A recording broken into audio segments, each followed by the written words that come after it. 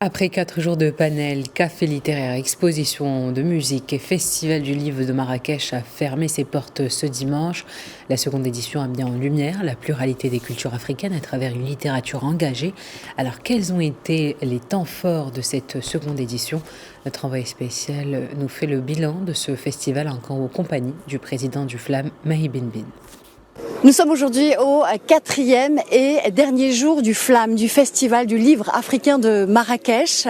Une édition qui a mis la jeunesse à l'honneur, la jeunesse africaine, mais pas seulement. Il a été question de faire un récit africain du monde avec, entre autres, la leçon inaugurale avec le professeur Souleymane Bachir Diagne. Écrire pour la dignité, écrire pour ne pas oublier, parler d'humanité dans un monde fracturé, l'être à un jeune écrivain africain. Plusieurs thématiques ont été déclinées lors de cette édition.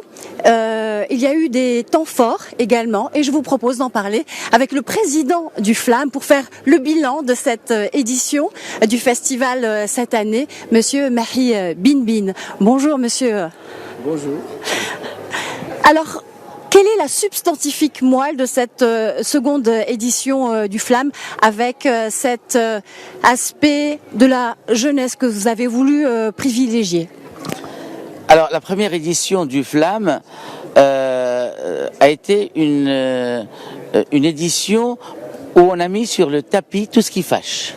C'est-à-dire, on a parlé d'un passé esclavagiste, on a parlé du racisme qui existe encore, on a parlé avec nos amis subsahariens de tout ce qui n'allait pas. On a crevé l'abcès et là, on a décidé pour cette deuxième édition de parler de littérature. Et évidemment, on a parlé d'un imaginaire commun, on a parlé de ce qui nous rapproche. On a parlé d'hier, d'aujourd'hui et surtout de rêver un avenir commun ensemble.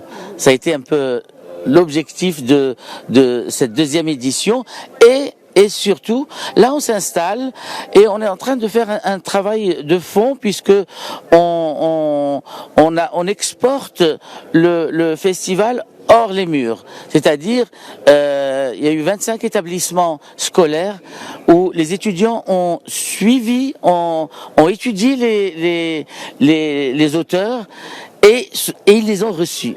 Et ça a ému plus les auteurs que les étudiants. J'ai eu beaucoup de très très bons échos là-dessus. Alors il y a eu plusieurs temps forts lors de cette seconde édition. Il y a eu toutes ces nouveautés effectivement en ce qui concerne les partenariats avec les lycéens et la jeunesse. Il y a eu un autre temps fort, un temps d'émotion, un temps de reconnaissance aussi. C'est cet hommage qui a été rendu au très célèbre Edgar Morin, le célébrissime philosophe français, était ici invité d'honneur de la seconde édition du FLAM et il a dit quelque chose d'essentiel, il me semble, à savoir que le Sud devait avoir sa propre pensée. C'est un message fort qui rejoint complètement l'esprit du festival, Mahi Binbin. Absolument. Et ce qui était émouvant hier, on pouvait pas ne pas écraser une petite larme, c'est voir Souleymane Bachir Diagne ému, presque comme un enfant devant l'immense Edgar Morin. Et c'est vrai qu'il apprenait des rencontres sud-sud. On a besoin de ça. On n'a plus besoin c'est-à-dire, on est arrivé à un point où on peut construire quelque chose ensemble. Et je crois que c'est un peu l'esprit général de tous les auteurs qui sont venus. Alors, il y a eu des auteurs de lusophones comme Agualusa, comme Miyakuto, des monstres, des nobelisables.